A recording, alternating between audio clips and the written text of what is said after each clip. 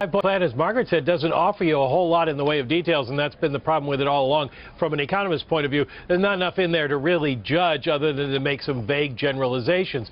He did try, as she said, to make something out of the GDP numbers today. His problem is, yes, the number isn't good. And if you're in the school that would blame the person who is president of the United States for the overall economy, you could make that case. The problem is the number hasn't been good for quite some time, and the American public seems to have gotten used to that fact. It doesn't seem to resonate as much as it did. If we get the same kind of number when we see jobs next week, a middling report, it may not have the kind of impact that the Romney campaign would have liked it to have had, and that political common wisdom would have told you going into this year that it might have had.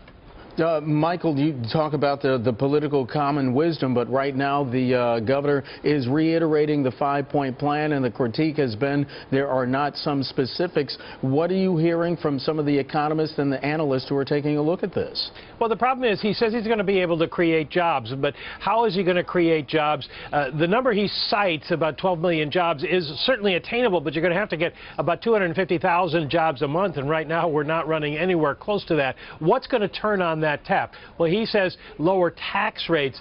Well, if we get lower tax rates, how's he going to pay for that without increasing the deficit? Because he's also talking about cutting the deficit. He hasn't given those details, which is why it makes it hard to evaluate. He talks about energy independence, a laudable goal. We're moving there. We're certainly doing better with shale oil and shale gas, but that's going to be a longer-term prospect, a longer-term effect on the economy. So at this point, it's hard to see exactly how he gets from point A to point B. You can't say he can't do it. You just don't know what the roadmap is with enough specificity.